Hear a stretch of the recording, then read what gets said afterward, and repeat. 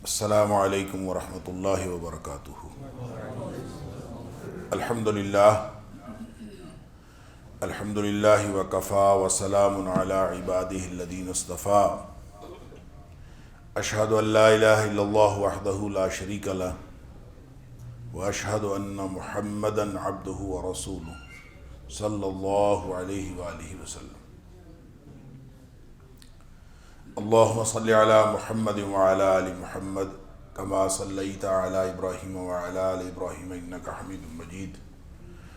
اللہم بارک علی محمد وعلی آل محمد کما بارکت علی ابراہیم وعلی آل ابراہیم انک حمید مجید۔ اما بعد فاعوذ باللہ السمیع العلیم من الشیطان الرجیم من ہمزہ ونفخہ ونفثہ۔ بسم اللہ الرحمن الرحیم۔ یا ایھا الذین آمنوا اتقوا اللہ ولتنظر نفس ما قدمت لغد واتقوا اللہ ان اللہ خبیر بما تعملون۔ اے ایمان والو، اے ایمان کا دعویٰ کرنے والو، ڈر جاؤ اللہ سے، اور ہر شخص اس بات کا دھیان کرے کہ اس نے کل کے لیے کیا بھیجا، اور ڈر جاؤ اللہ سے، بے شک اللہ تعالی خوب خبر رکھتا ہے جو کچھ تم کر رہے ہو۔ صدق اللہ العظیم۔ اللہ کریم نے مجھے اور آپ کو، ہم سب کو اس دنیا میں امتحان کے لیے بھیجا، اور یہ امتحان ہمہ گیر بھی ہے، ہمہ جہت بھی ہے، اور بہت مشکل امتحان ہے۔ ہر لمحہ ہم اس امتحان کے اندر مبتلا ہیں، لمحہ لمحہ جانچے جا رہے ہیں، جو بولتے ہیں لکھا جا رہا ہے، جو کرتے ہیں سب کچھ لکھا جا رہا ہے۔ کوئی ایک بھی بات ایسی نہیں جو لکھی نہ جا رہی ہو۔ زبان سے لفظ نکلتا ہے، ما یلفظ من قول الا لدیہ رقیب عتید، لکھنے والا تیار بیٹھا ہوتا ہے، وہ لکھ لیتا ہے۔ اللہ اکبر۔ اور اس قدر مشکل امتحان ہے کہ نبی اکرم صلی اللہ علیہ وآلہ وسلم نے فرمایا کہ بعض اوقات انسان کی زبان سے کوئی ایسا کلمہ نکلتا ہے جو کلمہ اللہ کی ناراضگی کا کلمہ ہوتا ہے، اور آدمی کو پرواہ بھی نہیں ہوتی کہ میں کیا کہہ بیٹھا، لیکن وہ تو لکھا گیا، ما یلفظ من قول الا لدیہ رقیب عتید، وہ تو تیار بیٹھا تھا لکھنے والا، اس میں تو فوراً ریکارڈ ہو گیا اللہ تعالیٰ کے پاس۔ اللہ اکبر۔ نبی اکرم صلی اللہ علیہ وآلہ وسلم نے فرمایا وہ اللہ کی ناراضگی کا کلمہ ہوتا ہے، اللہ تعالیٰ اس ایک کلمے کی وجہ سے اس کو جہنمی لکھ دیتا ہے۔ اور بعض اوقات انسان اللہ کی خوشنودی کا کلمہ زبان سے نکالتا ہے، اور اس کو یاد بھی نہیں ہوتا، پرواہ بھی نہیں ہوتی کہ میں نے کیا کہا تھا، لیکن اللہ کی خوشنودی کی بات زبان سے نکلی، اللہ کے دربار میں پہنچی، اللہ تعالیٰ اس ایک کلمے کی وجہ سے اس کو جنتی لکھ دیتا۔ گویا لمحہ لمحہ جنت اور جہنم کے فیصلے ہو رہے ہیں۔ اللہ اکبر۔ اور جو کچھ لکھا جا رہا ہے قیامت والے دن، یہی اللہ کریم نے اقرا کتابک، یہی ہمارے سامنے آ جانا ہے کہ یہ لو اپنی کتاب، اپنا جو تمہارا کھاتا ہے یہ خود ہی پڑھ لو۔ اقرا کتاب کفا بنفسک اليوم علیک حسیبا، تیرا اپنا آپ حساب کرنے کے لیے کافی ہے۔ یہ ایسے مجھے ایسے لگتا ہے کہ جیسے کسی کو ویڈیو دکھا دی جائے کہ یہ دیکھو تمہاری ویڈیو ہے، یہ تم جو کرتے رہے تھے یہ ہے وہ سب کچھ، آدمی نہ انکار کر سکے نہ کچھ۔ کفا بنفسک اليوم علیک حسیبا، جو کچھ تو نے کیا، تیرے کرتوت تیرا حساب کرنے کے لیے وہی کافی ہے، بس اس کا کھاتا اس کو دکھا دیا جائے گا۔ اللہ تو یہ جو لمحہ لمحہ ہمارا امتحان ہو رہا ہے، اس امتحان کا نتیجہ وہاں جا کے نکلنا ہے۔ یہ دارالامتحان ہے جس میں ہم رہ رہے ہیں، یہ دنیا ہے، یہ دارالامتحان ہے، یہ دارالجزا نہیں۔ ہاں بعض اوقات انسان سمجھتا ہے کہ میری محنت کا بدلہ مجھے ملا، اور یا کوئی کسی بھی طرح اس نے کوئی عمل کیا اور اس عمل کا نتیجہ انسان یہاں دیکھتا ہے۔ کاروبار میں محنت کی، کاروبار اچھا ہو گیا۔ امتحان کے لیے کسی طالب علم نے محنت کی، امتحان میں پاس ہو گیا، رزلٹ نکلتا ہے۔ لیکن وہ رزلٹ جس کو ہم نتیجہ کہہ رہے ہوتے ہیں، وہ دراصل اگلی سطح کا امتحان ہوتا ہے۔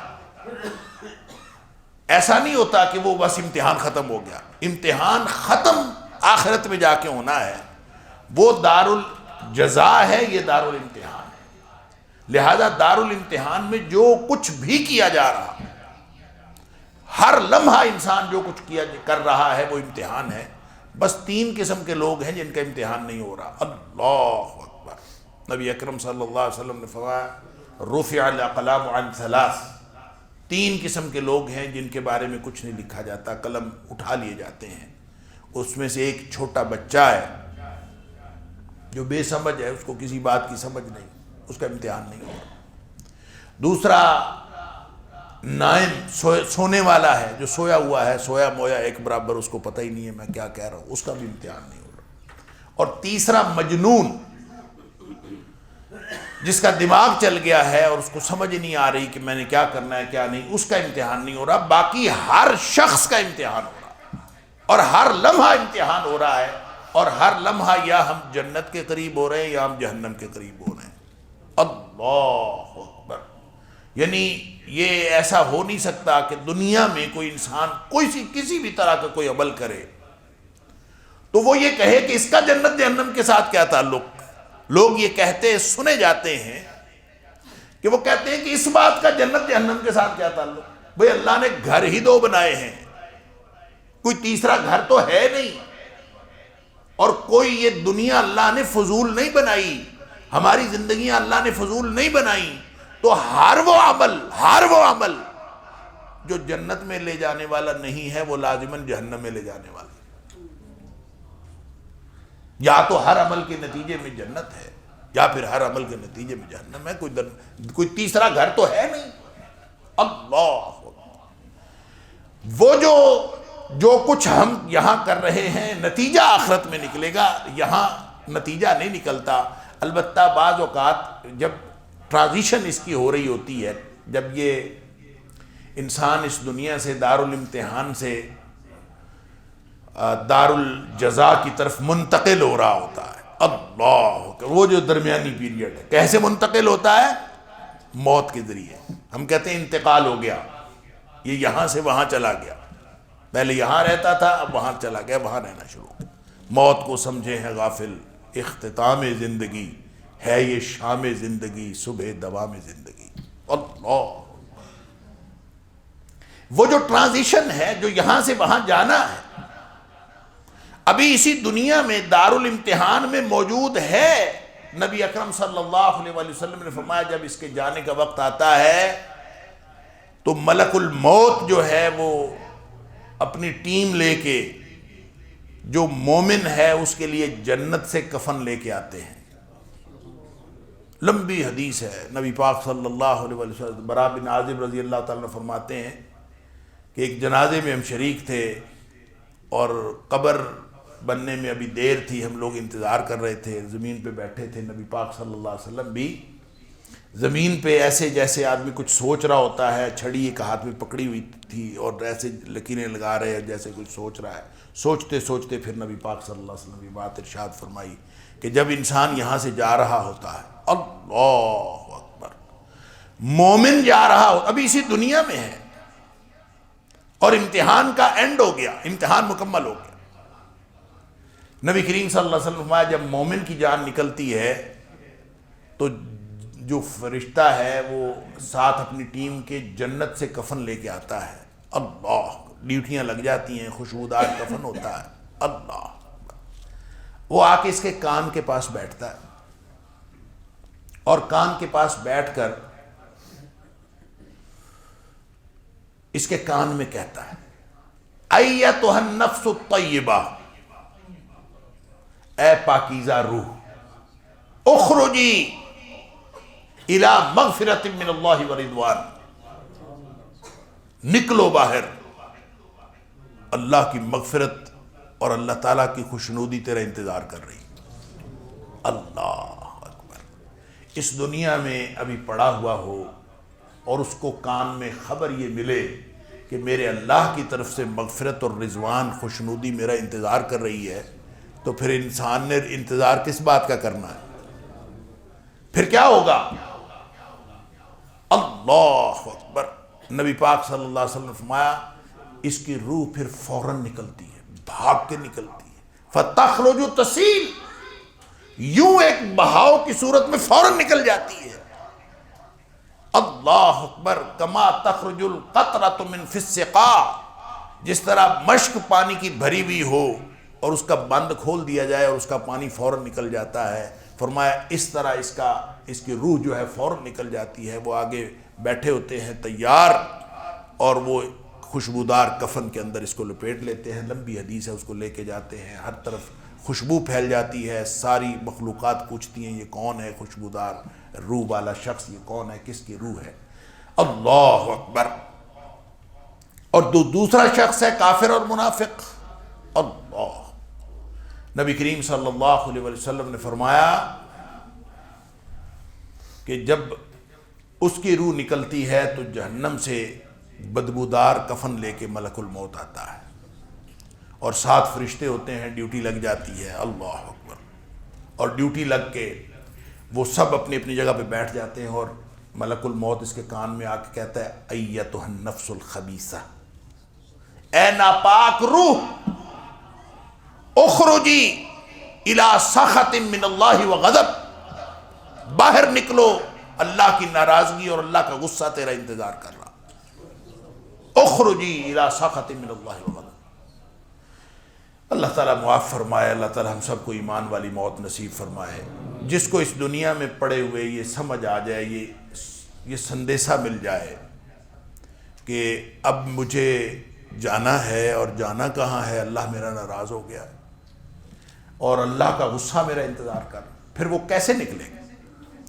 نبی پاک صلی اللہ علیہ وسلم فرمایا فَتُفَرَّقُ فِي جَسَدِي، وہ جسم کے اندر بھاگتی پھرتی، چھپتی پھرتی، روح نکلتی نہیں ہے باہر۔ اللہ اکبر۔ پھر وہ فرشتے فَيَنزِعُهُ، پھر وہ کھینچ کر نکالتا، کما يُنزَعُ الصَّفُودُ من الصُّوفِ الْمَبْلُولِ، نبی پاک صلی اللہ علیہ وسلم فرمایا جس طرح سے جو گرم سلائی ہو لوہے کی اور گیلی اون ہو، اور اس گیلی اون کے اندر گرم سلائی رکھ دی جائے تو جس طرح وہ اس کے ساتھ چمٹ جاتی ہے، اور اس کو کھینچا جائے تو جس طرح وہ تار تار ہو جاتی ہے، اس طرح فرشتہ کھینچ کر اس کی روح نکالتا ہے۔ قرآن کہتا ہے وَالنَّازِعَاتِ غَرْقًا، قسم ہے ان فرشتوں کی جو ڈوب کر کھینچ لیتے ہیں، وَالنَّاشِطَاتِ نَشْطًا، اور ان فرشتوں کی قسم ہے جو بس بند کھول دیتے ہیں۔ یہ 2 موتوں کا ذکر ہے، 2 موت کی 2 کیفیتوں کا ذکر ہے۔ اللہ ہمیں ایمان والی موت نصیب فرمائے۔ تو یہ سارا جو امتحان ہے اس کا تعلق وقت کے ساتھ، وہ وقت جو اللہ نے یہاں موقع دیا ہے، اس موقع کا یعنی یہ غنیمت ہے موقع کہ ہمیں موقع ملا ہے، ہم یہ مختصر ترین بھی ہے، مختصر، یہ زندگی مختصر ہے، مختصر اس اعتبار سے بھی کہ ابھی جتنی بھی زندگی آپ دنیا میں گزار چکے ہیں، میں اور آپ ہم سب پیچھے دیکھیں تو لگتا ہے ابھی تو دنیا میں آئے ہیں، حالانکہ زندگی ختم ہو گئی۔ اللہ، ابھی ایسے لگتا ہے کہ میں تو ابھی دنیا میں آیا ہوں، جبکہ زندگی ختم ہونے والی۔ اور نبی پاک اور قرآن کہتا ہے کہ وہاں جب جا کے ان سے پوچھا جائے گا کہ کتنی دیر رہے دنیا میں، تو کہیں گے کہ 1 دن رہے یا دن کا بھی کچھ حصہ رہے۔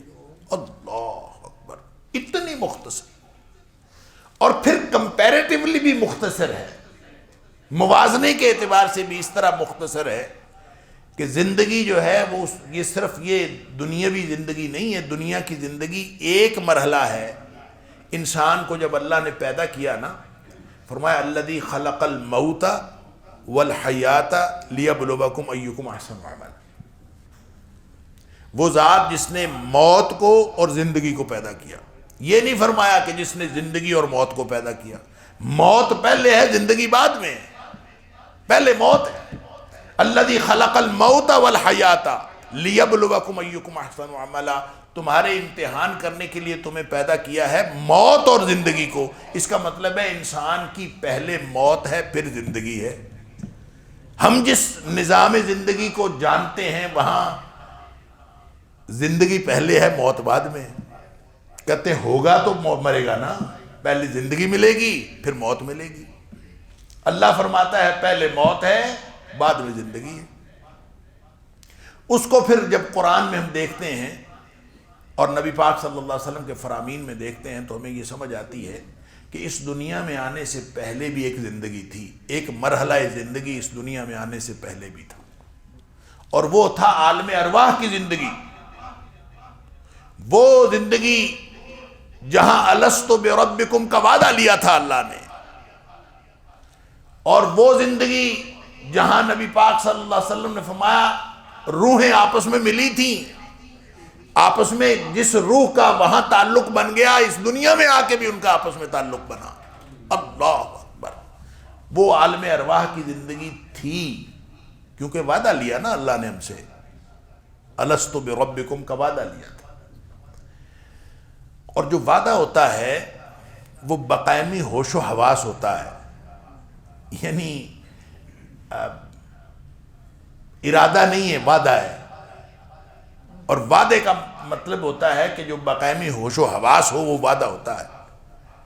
تو اس کا مطلب یہ ہے کہ ہم سب نے جو وعدہ وہاں کیا تھا اللہ کے ساتھ وہ بقائمی ہوش و حواس کیا تھا، کیونکہ قرآن کہتا ہے کہ تم نے کہا تھا کہ قالوا بلا، اللہ تو ہی تو ہمارا رب ہے، سب نے کہا تھا۔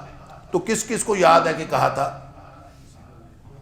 کسی کو بھی نہیں یاد، نہیں یاد۔ اللہ نے ہماری یادداشت میں رکھا ہی نہیں، اللہ نے ہماری فطرت میں رکھا، ہماری سرشت میں رکھا ہے۔ انسان کی فطرت یہ ہے کہ یہ عبدیت رب میں مبتلا ہو جاتا ہے، رب کی عبدیت اس کی فطرت کے اندر ہے۔ یہ عبد پیدا ہوا ہے، یہ آزاد پیدا نہیں ہوا، یہ عبد پیدا ہوا ہے۔ فرق صرف یہ ہے کہ یہ دنیا میں رب العالمین کو چھوڑ کر دنیا کے چھوٹے چھوٹے جو مخلوق میں سے رب بنا لیتا ہے، ہوتا یہ رب کا عبد ہی ہے، لیکن رب بدل لیتا ہے، اللہ کو چھوڑ کر رب العالمین کو چھوڑ کر چھوٹے چھوٹے رب بنا لیتا ہے۔ تو ایک مرحلہ زندگی تو وہ تھا، ایک مرحلہ حیات وہ تھا جب ہم اس دنیا میں آنے سے پہلے کسی اور مرحلہ ہم زندہ تھے، اور پھر ہم اس دنیا میں آئے، اس دنیا میں آ کے پھر یہاں سے چلے جائیں گے، اور یہ بھی منتقلی ہے، انتقال ہے، یہ بھی زندگی کا اختتام نہیں ہے، پھر ایک اور اگلی زندگی ہے، درمیان میں برزخ ہے، کتنا لمبا ہے کچھ نہیں پتہ، پھر آخرت ہے، آخرت کتنا لمبا ہے، کتنی لمبی ہے، اس کا تو ایک کنارہ ہے، شروع ہوگی ختم ہوگی نہیں، دوسرا کنارہ ہی کوئی نہیں۔ اللہ، اس کا پہلا دن 50,000 سال کا دن، 50,000 سنہ، 50,000 سال کا دن ہے جو پہلا دن ہے آخرت کا، اور پھر وہ کتنی لمبی ہے اس کا تو کوئی حد حساب ہی نہیں۔ لیکن اس ساری یعنی یہاں سے جو انسان فوت ہوتا ہے پھر برزخ میں جاتا ہے، پھر برزخ سے حشر میں جاتا ہے، حشر سے پھر جنت دوزخ کا حساب ہوا، اور پھر جنتی جنت میں، جہنمی جہنم میں، وہ ہم فیہا خالدون، اور وہ اس میں خالدین فیہا ابدا، وہ اس میں ہمیشہ رہیں گے، وہ اس میں ہمیشہ رہیں گے۔ اس کا مطلب ہے انسان تو ہمیشہ رہنے کے لیے پیدا ہوا ہے، موت پہلے تھی، مردہ تھا۔ هل اتى على الانسان حين من الدهر لم يكن شيئا مذكورا، ایک وقت تھا کہ یہ عدم تھا، یہ تھا ہی نہیں، یا کوئی ایسی حقیر چیز تھا جس کا تذکرہ کرنا یہ پسند نہیں کرتا۔ اللہ اکبر۔ اور پھر قرآن اس کی وضاحت یوں بھی کرتا ہے کنتم امواتا فاحیاکم، تم مردے تھے، پہلے تم مردے تھے، فاحیاکم، پھر اللہ نے تمہیں زندگی دی، ثم یمیتکم، پھر تمہیں ایک دفعہ پھر مارے گا، ثم یحییکم، پھر تمہیں ایک دفعہ پھر زندگی دے گا۔ گویا پہلے موت ہے، پھر زندگی ہے، پھر موت ہے، پھر زندگی ہے، آخر میں زندگی ہے۔ انسان زندہ رہنے کے لیے پیدا ہوا ہے، ختم ہونے کے لیے پیدا نہیں ہوا۔ یہ جو فانی ہے نا، کل من علیہا فان، اس دنیا میں جو کچھ ہے، دنیا کے اعتبار سے سب کچھ فنا ہونے والا ہے، لیکن آخرت کے اعتبار سے انسان تو ہمیشہ رہنے والا۔ تو اس سارے مراحل حیات میں جب آپ توازن میں دیکھتے ہیں، مقابلہ کرتے ہیں، کمپیریٹیولی دیکھتے ہیں، تو بھی مختصر ترین جو عرصہ حیات ہے، جو مرحلہ حیات ہے، وہ دنیا والا، جس میں ہم دنیا میں زندگی گزار، یہ سب سے مختصر ہی ہے۔ عالم ارواح کتنا لمبا تھا ہمیں نہیں پتا، عالم برزخ کتنا لمبا ہے ہمیں نہیں پتا، عالم آخرت کتنا لمبا ہے اس کا تو اندازہ ہی کوئی نہیں۔ مختصر ترین یہ زندگی ہے جس میں ہم دنیا میں زندگی گزار رہے ہیں، اور فیصلہ جو اس ہمیشہ کی زندگی کا ہونا ہے وہ اس مختصر ترین مرحلہ حیات کی وجہ سے ہونا۔ اللہ، یہ ہے وہ فکر جو قرآن دیتا ہے، یا ایھا الذین آمنوا اتقوا اللہ ولتنظر نفس ما قدمت لغد۔ ہر شخص اس بات کا دھیان رکھے اور توجہ رکھے کہ اس نے کل کے لیے کیا بھیجا ہے۔ اس پوری زندگی کو جو اللہ نے ہمیں عطا کی ہے، اس کو اللہ تعالیٰ نے اوقات کے ساتھ وقت دیا، اور وقت کے ساتھ اللہ تعالیٰ نے ہمیں منسلک کر دیا ہماری پوری زندگی کو۔ بچہ ہے تو وہ یہ کرے، جوان ہے تو وہ یہ کرے، بوڑھا ہے تو وہ یہ کرے، والدین ہیں تو وہ یہ کریں، اولاد ہیں تو وہ یہ کریں۔ پوری زندگی کو وقت کے ساتھ جوڑ دیا ہے، حتیٰ کہ یہ جو نماز ہم پڑھتے ہیں اس کو بھی وقت کے ساتھ جوڑا۔ ان الصلاۃ کانت علی المؤمنین کتابا موقوتا، نماز ہم اپنی مرضی سے نہیں پڑھ سکتے کہ جب مرضی پڑھ لی۔ ایک پڑھا لکھا ڈگریوں والے جو اپنے آپ کو پڑھے لکھے کہتے ہیں، وہ مجھے کہتا ہے کہ یہ نمازیں بار بار صبح سے لے کر شام تک 5 پڑھنے کی کیا ضرورت ہے؟ شام کو میں سونے سے پہلے میں 5 نمازیں اکٹھی پڑھ لیتا ہوں، کیا فرق پڑتا ہے اس سے؟ یعنی میں ساری نمازیں اکٹھی پڑھ لیتا ہوں، اس سے کیا فرق پڑتا ہے؟ میں نے کہا اس سے یہ فرق پڑتا ہے کہ وہ نماز تیری ہے، اللہ کی نہیں ہے۔ اللہ کی نماز جو ہے، ان الصلاۃ کانت علی المؤمنین کتابا موقوتا، وہ تو وقت کے ساتھ مخصوص کی گئی ہے۔ لہٰذا یہ جو پیدائش سے لے کر موت تک کی زندگی ہے، یا پھر یہ جو مہینوں کا عدل بدل ہے، یہ پھر موسموں کا عدل بدل ہے، یہ جو دنوں کا عدل بدل ہے، یہ جو پورا زمان ہے، یہ جو پورا وقت ہے، ہر چیز کے ساتھ اللہ نے ہمارے اس امتحان کو جوڑ دیا ہے۔ لہٰذا یہ وقت اتنا اہم ہے، وَلْتَنْظُرْ نَفْسٌ مَّا قَدَّمَتْ لِغَدٍ۔ آج جس لمحے میں اور آپ زندگی گزار رہے ہیں، ہم دیکھیں کہ اس لمحے میں میں نے کیا کیا ہے جو مجھے کل کلاں فائدہ دے گا۔ ایک یونانی فلسفی ہے ہیراکلیتوس، وہ کہتا ہے کہ ہر چیز ہر لمحے بدل رہی ہے، اور وہ کہتا ہے اتنی تیزی سے بدل رہی ہے، وہ اس وقت کو پہاڑی ندی جو ہے اس کی مثال دیتا ہے کہ جس طرح پہاڑی ندی ہو، کہ آپ پہاڑی ندی کے کنارے کھڑے ہیں اور کتنا تیز پانی نیچے کو جا رہا ہوتا ہے، اور جس پانی کے سامنے آپ اس وقت ہیں اس سے اگر آپ فائدہ اٹھانا چاہتے ہیں تو بس یہ لمحہ ہے آپ کے پاس کہ آپ اس سے فائدہ اٹھا لیں۔ اگر آپ نے ایک لمحے کی تاخیر کر دی، اللہ اکبر، ایک لمحے کی تاخیر کر دی تو وہ پانی نکل گیا، آپ کے ہاتھوں سے نکل گیا، ماضی کا حصہ بن گیا، کبھی آئندہ کبھی آپ اس سے استفادہ نہیں کر سکتے۔ جو آپ کو لمحہ موجود میسر ہے، آپ صرف اس سے فائدہ اٹھا سکتے۔ اللہ نے جوڑ دیا ہے۔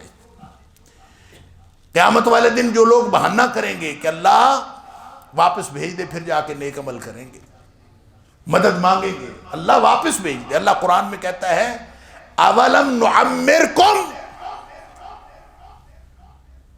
کیا ہم نے تمہیں عمر نہیں دی تھی؟ زندگی نہیں دی تھی؟ زندگی ملی تھی نا. ما یتذکر فیہ من تذکر وجاکم النذیر.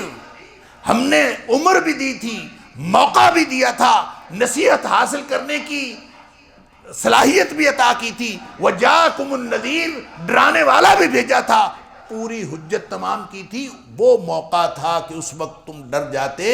اگر اس وقت نہیں ڈرے، اگر اس وقت نصیحت حاصل نہیں کی، تو آج تو وہ موقع گزر چکا. جو ہم نے موقع دیا تھا وہ گزار لیا.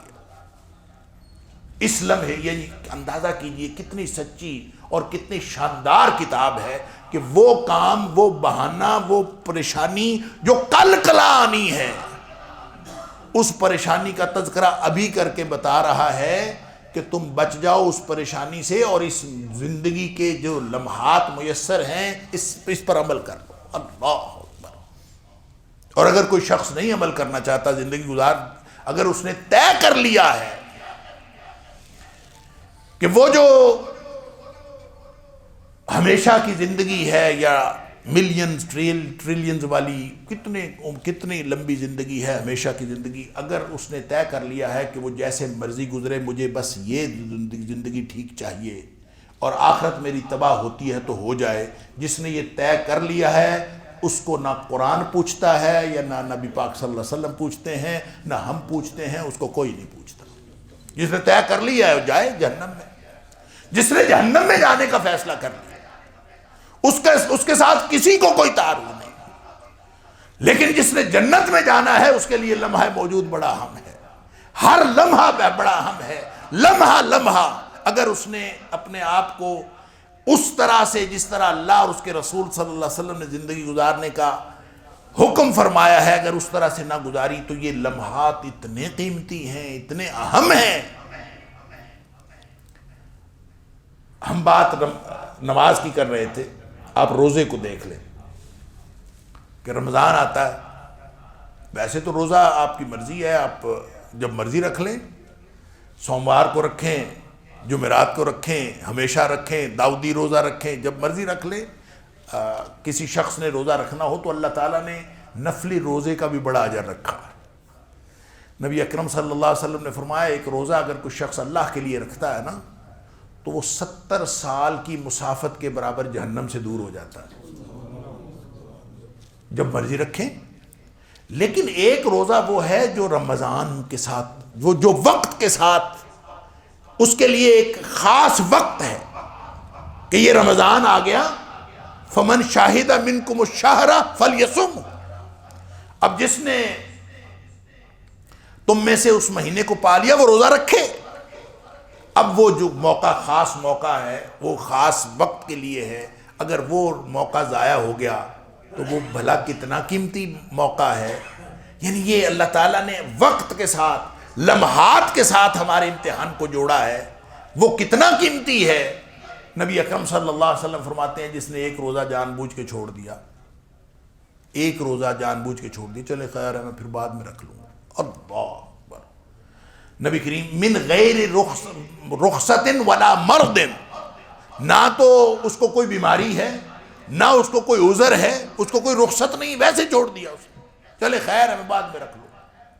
نبی اکرم صلی اللہ علیہ وسلم فرمایا لم یقض عنہ صوم الدہر وان صامہ. ویسے تو وہ رکھ نہیں سکتا کوئی شخص ہمیشہ کے روزے، لیکن اگر کوئی شخص ساری زندگی روزے ہی رکھتا رہے، روزے ہی رکھتا رہے، پوری زندگی روزے رکھے ہمیشہ، نبی پاک صلی اللہ علیہ وسلم نے فرمایا جس نے ایک روزہ چھوڑا ہے اس کا وہ خسارہ پورا نہیں ہوتا. لم یقض عنہ صوم الدہر وان صامہ. رکھ بھی لے، ویسے تو کوئی رکھ نہیں سکتا، لیکن اگر کوئی رکھ بھی لے تو اس کا وہ خسارہ پورا نہیں ہوتا. اللہ، اس قدر قیمتی ہیں یہ اوقات جو اللہ تعالیٰ نے ہمیں عطا فرمائے ہیں. اور وَلْتَنْظُرْ نَفْسٌ مَا قَدَّمَتْ لِغَدٍ. ہر وقت دھیان رکھو، ہر وقت اس بات کی فکر میں رہو کہ میں نے کل کے لیے آگے کیا بھیجا ہے. اللہ اکبر. اگر یہ فکر موجود ہے اور انسان اس فکر کے مطابق لمحہ لمحہ عمل کرتا ہے، آخرت کو سامنے رکھتے ہیں، میں نے کل کے لیے کیا بھیجا، کل میرے ساتھ کیا ہونے والا ہے. قبر میں جانا ہے نا تو قبر میں روشنی کی ضرورت ہے نا. تو کبھی قبر میں کوئی دیے کا انتظام کیا ہے؟ کسی ایسی چیز کا انتظام کیا ہے کہ قبر میں روشنی ہو جائے؟ عمل کرتے وقت کبھی سوچا ہے کہ میں وہ کام کروں کہ قبر کے اندر روشنی ہو جائے؟ کبھی یہ سوچا ہے کہ میں وہ کام کروں کہ میری موت ایمان والی موت بن جائے؟ کبھی یہ سوچا ہے کہ میں ایسا کام کروں جو حشر میں میرے مددگار ہو؟ وہ کام کروں جو پل صراط کے اوپر میرا مددگار ہو؟ میں وہ کام کروں جو جہنم سے بچا کے مجھے جنت میں لے جانے والا ہو؟ اگر تو اس فکر میں زندگی گزر رہی ہے تو انشاءاللہ کامیاب زندگی ہے۔ وَلْتَنْظُرْ نَفْسٌ مَّا قَدَّمَتْ لِغَدٍ۔ ہر شخص جو ہے اس بات کا دھیان کرے کہ وہ کل کے لیے کیا آگے بھیج رہا ہے۔ اللہ۔ اور پھر یہ جو وقت ہے اس قدر اہم ہے کہ اگر گناہ ہو گیا نا کسی سے گناہ، تو گناہ ہونے کے بعد پھر کب کون سی تاریخ ڈالنی ہے کہ میں توبہ کر لوں گا؟ گناہ تو کسی سے بھی ہو جاتا ہے، بلکہ ہر ایک سے ہو جاتا ہے۔ کل بنی آدم خطاء وخیر الخطائین التوابون۔ آدم کا ہر بیٹا، سارے کے سارے جتنے انسان ہیں، ہر ایک سے غلطی ہوتی ہے۔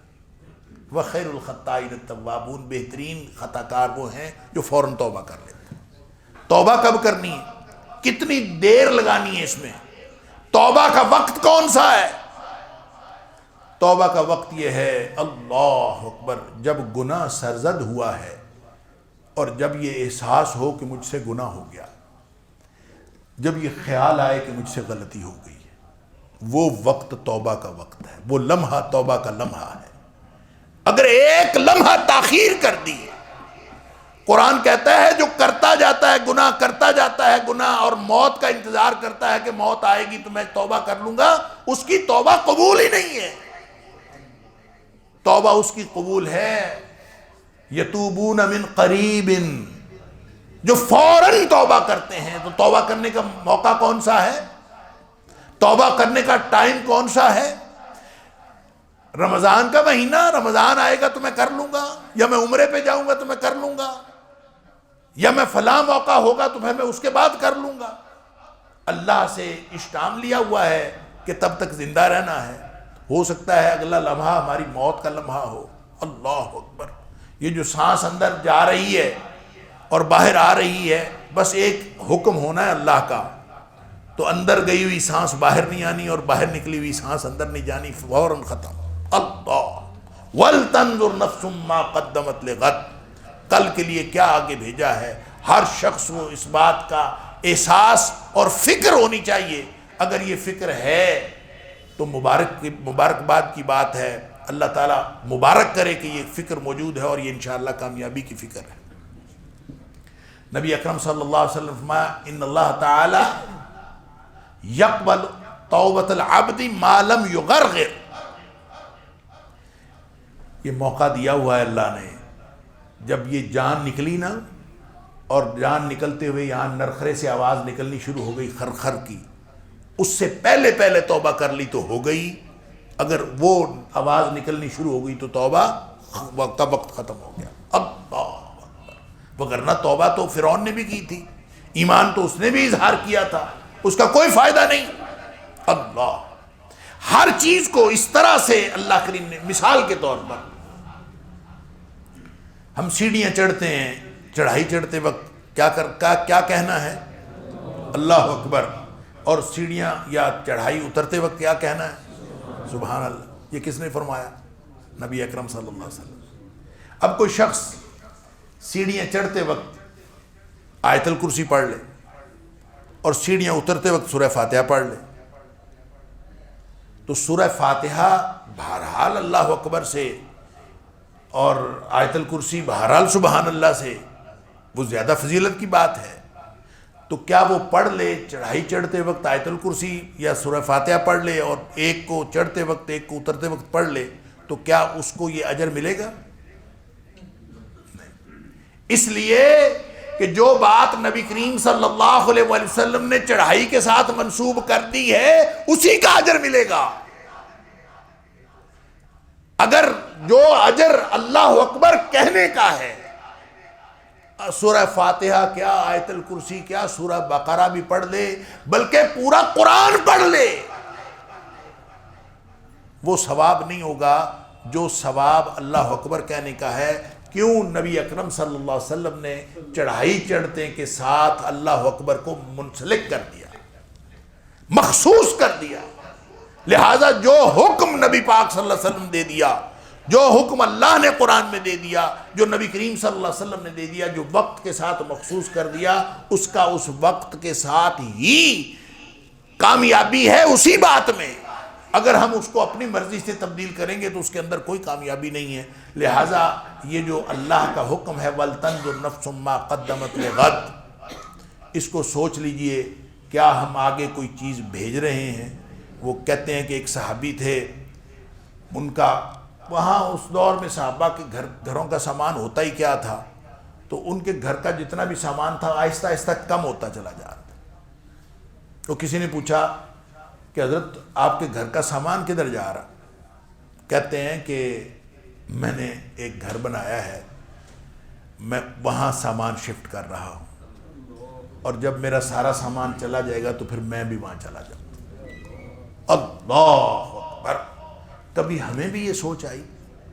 ہم نے بھی کبھی اپنے گھر کا سامان منتقل کیا کہ ہمیں جنت میں گھر چاہیے، اور جنت میں جو گھر ہے اس کے لیے ہم نے کوئی یہاں پہ تو ہم کاشتکاری کرتے ہیں، یہاں پہ تو ہم اپنے بلڈنگز بناتے ہیں، یہاں پہ تو ہم اپنے محلات تعمیر کرتے ہیں، جو آخرت کے لیے نبی پاک صلی اللہ علیہ وسلم نے فرمایا جو شخص 12 سنتیں سارے دن کی، سنن رواتب، 2 سنتیں فجر کی، 4 سنتیں ظہر سے پہلے، 2 سنتیں ظہر کے بعد، 2 سنتیں مغرب کی اور 2 سنتیں عشاء کی، یہ 12 سنتیں جو شخص پڑھتا ہے اللہ تعالیٰ اس کے لیے جنت کے اندر ایک گھر بنا دیتا ہے۔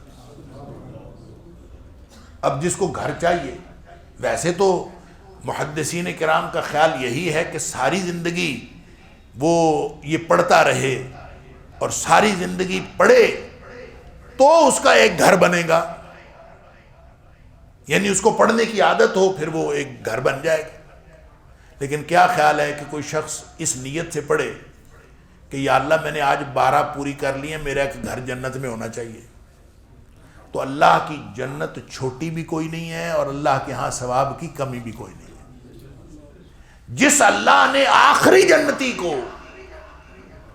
جنتی جس نے جنت میں داخل ہونا ہے، اس کو وہ جنت دینی ہے جو اس دنیا سے 10 گنا بڑی ہے،